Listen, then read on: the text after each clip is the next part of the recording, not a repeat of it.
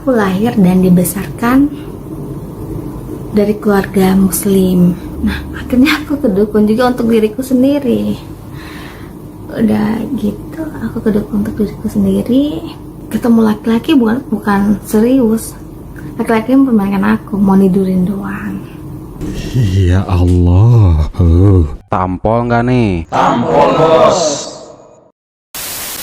Bismillahirrahmanirrahim. Assalamualaikum warahmatullahi wabarakatuh. Alhamdulillahirrabbilalamin. Segala puji dan syukur kita panjatkan kehadirat Allah subhanahu wa ta'ala yang telah memberikan kita nikmat iman dan Islam yang begitu sempurna dan luar biasa. Tidak lupa juga salawat serta salam semoga tercurahkan kepada Nabi kita, junjungan kita, suri tauladan kita, Nabi Muhammad sallallahu alaihi wasallam. Alhamdulillah sahabat Mu'alaf, di episode kali ini kita menemukan seorang kadal yang ngaku murtadin.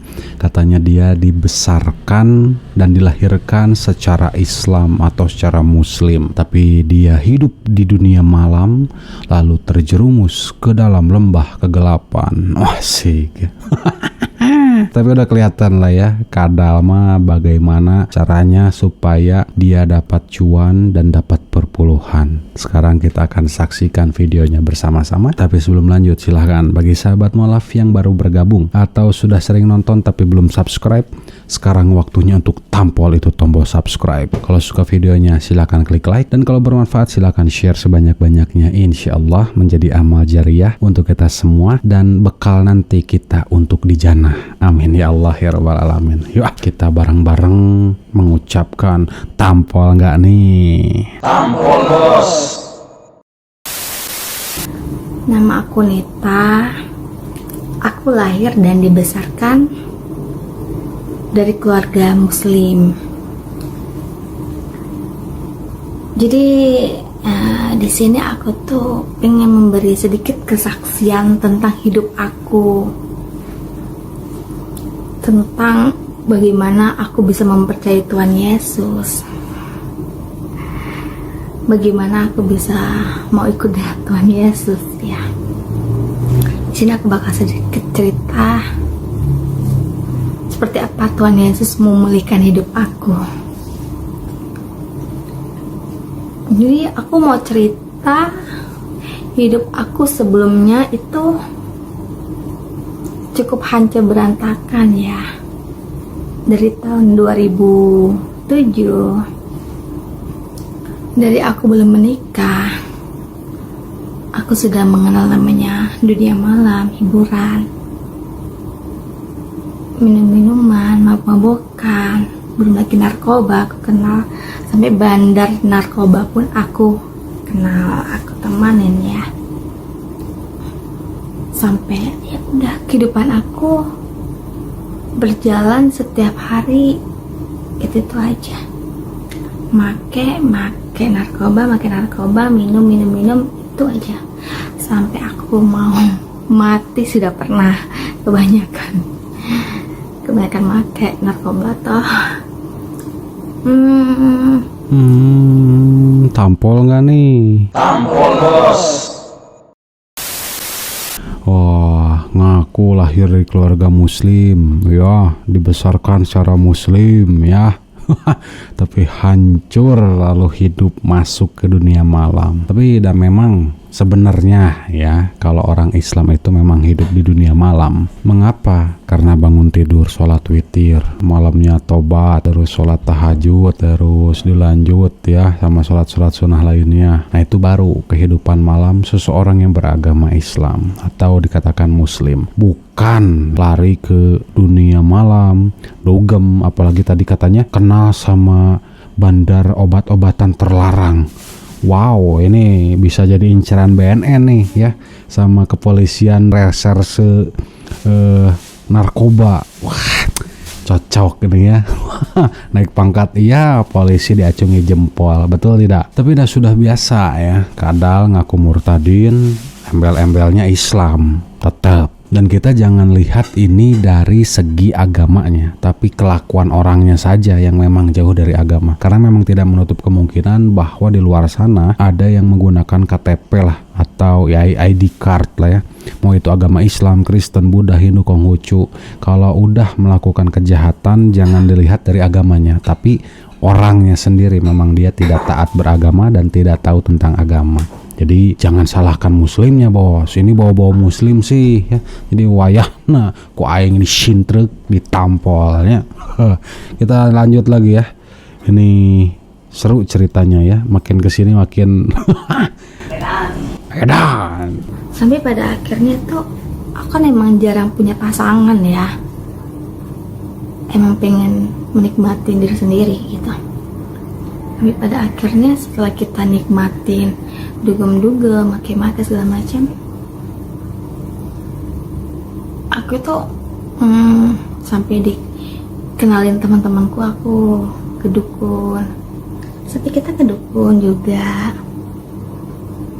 Awalnya sih aku bingung ke dukun ngapain. Awalnya sih hanya untuk salam ya. Di usaha aku kena sepi, ya sudah aku ke dukun. Aku percaya dengan dukun. Ya, aku percaya sama dukun. Dan sesekali sih aku ada sholat gitu toh. Tapi hidup aku mah gitu-gitu aja. Malah aku tuh sering ke dukun juga gitu. Setelah itu ya udah. Menaknya ditampol bos. Tampol bos. Sesekali sih aku ada sholat. Tong mama mau sholat sih ya. Kalau anda memang main ke dukun, terus bilang awalnya sih aku nggak tahu ngapain ke dukun. Kacaletot atau keselipet atau keselewa lidahnya. Awalnya sih aku untuk salon. Neangan penglaris bos. Sudah masyirik, mengarang, jual kebohongan, cari cuan, dapat berpuluhan. Ih, ya Allah, manggih gitunya saya kadal nu kieu patut. Jadi kalau mau cerita eta teh, naskahnya ditulis lu dengan rapih, dihafalkan supaya matanya itu nggak baca loncat sana sini gitu ya. Udah ngomong baca, salah kelewat baca lagi, salah ngomong ceritain lagi, jadi ketahuan bos Anda mengarangnya. Aneh gitu ya orang Kristen. Haleluya, puji Tuhan, selamat ya sudah menemukan bla bla bla bla. Aduh, nyerakeun. Nanti habis dari dukun katanya ya, dia ketemu sama laki-laki dan aduh ceritanya dengerin aja lah ya. Karena teman aku bilang, lu mau gini terus, nggak punya apa-apa, nggak ada laki-laki yang mau sama lu.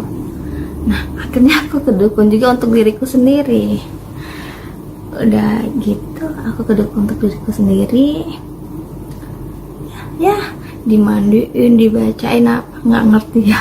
Aduh, waktu itu benar-benar bego banget lah gue ini ya gitu. Sudah Anda memang yang tanda sebutkan bego ya. Tapi sebentar ya, tadi dia di awal nggak percaya lagi sama dukun, tapi datang lagi ke dukun, dimandiin, dibacain dan segala macamnya. Kalau sudah tahu nggak tahu ngapain, nggak percaya tapi datang lagi, tentu kan ada tujuannya, atau memang belum dapat penglarisnya. Tadi dia bilang, duh aku tuh bego banget gitu ya. Dah siate bego atuh. Nyaho bego nyarita kan liur sih ya. Pada akhirnya setelah dari dukun, aku ketemulah dengan lelaki. Ceritanya ketemu dengan lelaki. Sudah ketemu sama laki-laki, aku pikir dia mau serius dengan aku gitu mau serius ya. Sudah aku senang. Udah nggak pernah ketemu laki-laki, ketemu laki-laki kayaknya serius gitu dah. Karena percaya kata-kata dukun tadi. Ya sudah, setelah itu ketemu laki-laki, kita pacaran hampir setahun. Ternyata gak tahu ya, dia hanya mau manfaatin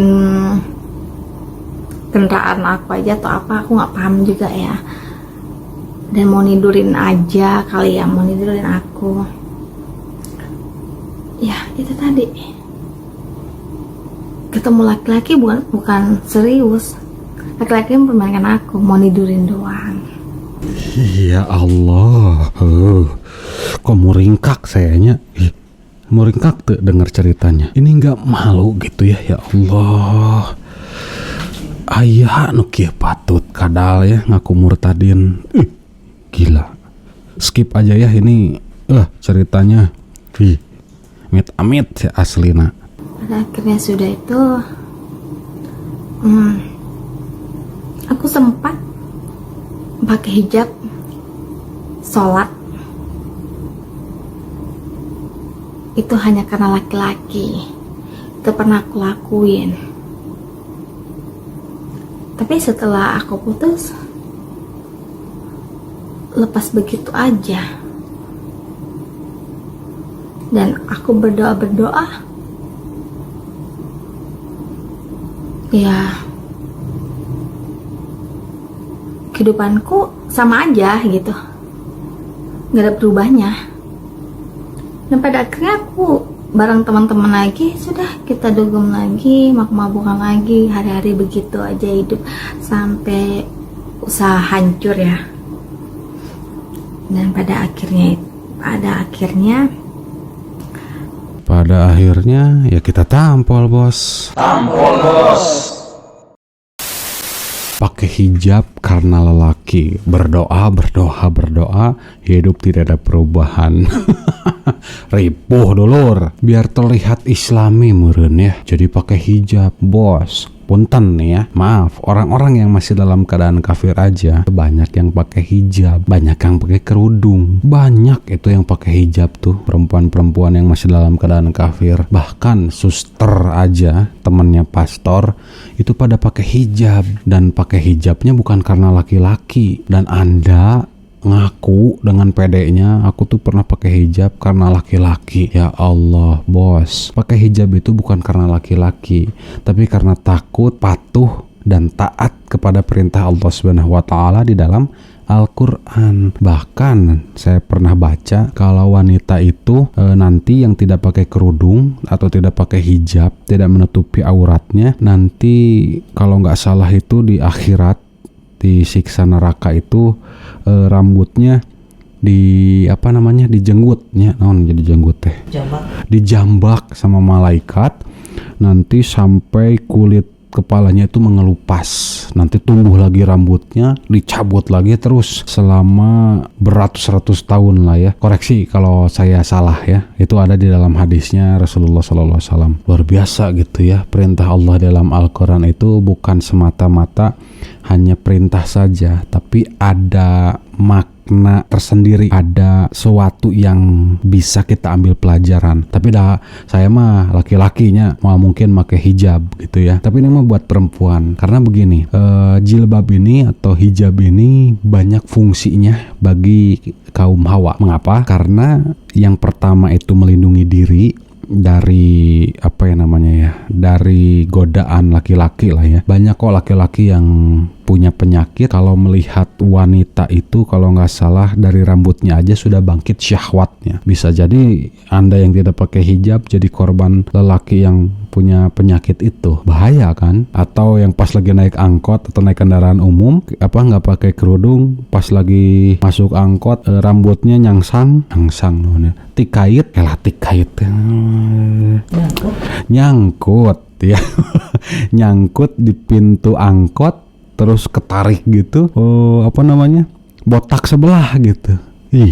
Emang mau kayak gitu ya. Atau contoh yang lainnya, ketika ada orang makan permen karet di atas gitu, di jembatan, terus yang perempuan ini jalan di bawah, terus nggak sengaja dilepehin gitu ya, permen karetnya dibuang sembarangan gitu, terus nempel di kepala, nggak bisa dicabut, wayahna pas dicabut pitak, kumaha.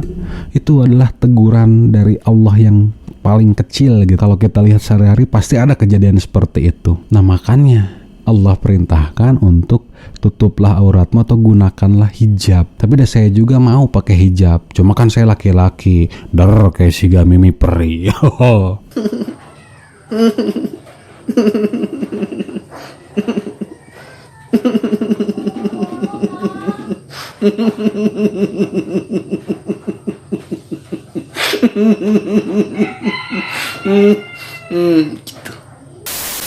Ayo kita lanjut lagi. Kumaha cenahnya dia ketika mendapatkan cobaan lalu sholat baca Quran dan semacamnya ya.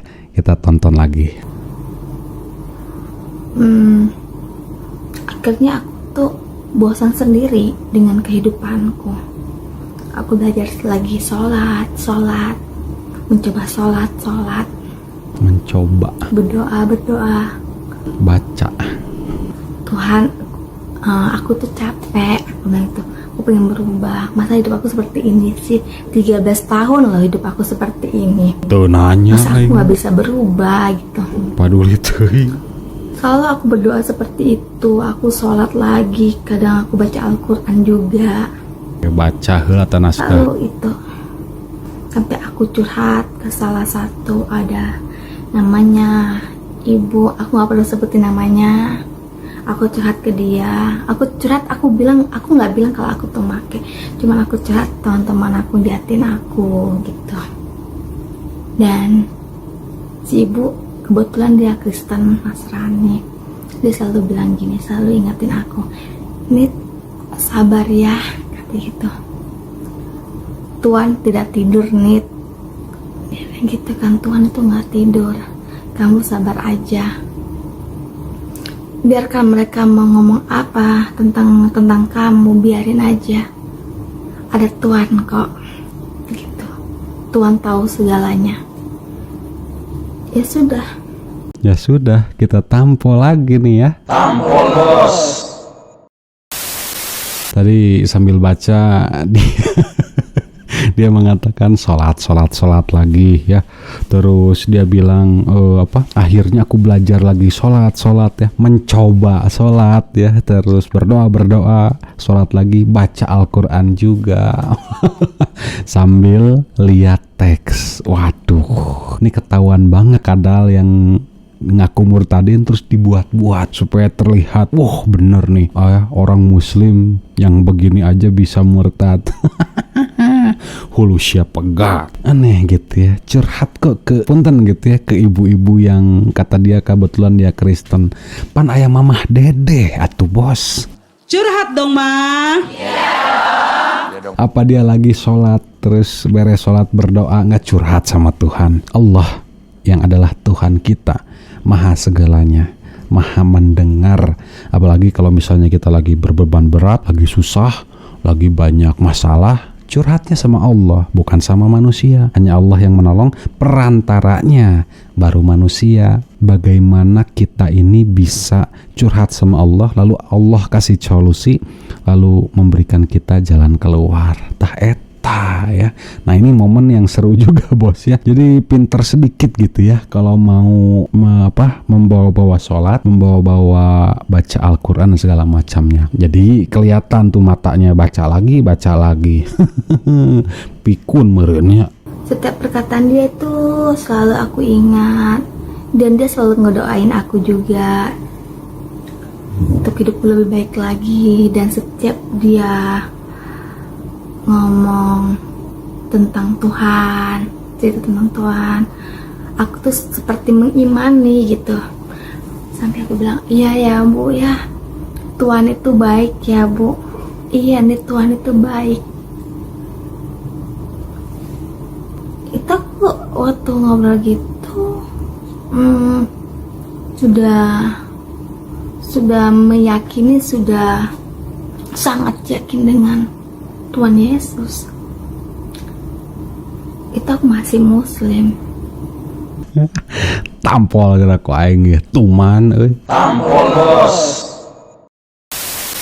Nah, tuman itu bahasa Indonesianya kebiasaan ya. Jadi biasa gitu. Kadal ngaku murtadin, tapi begini gitu ya. Masya Allah. Allah gerakan lidah, bibir, dan otaknya untuk memberikan penjelasan bahwa dia memang seorang kafir dari lahir, bukan seorang murtadin atau yang lahir dan dibesarkan secara muslim. Jadi ketika dia mengatakan bahwa saya ini lahir dan dibesarkan dari muslim, tapi tanpa disadari kacaletot bibirna, kelepasan ya, keseleo bibirnya, dia mengakui bahwa dia sudah percaya kepada Tuhan Yesus. Terus dia mikir sebentar, akhirnya dia mengucapkan, itu aku waktu masih muslim, sambil dia melihat ke bawah, melihat catatannya benar nggak apa yang dia katakan.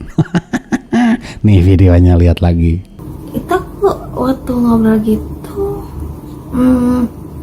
sudah meyakini, sudah sangat yakin dengan Tuhan Yesus. Itu aku masih muslim.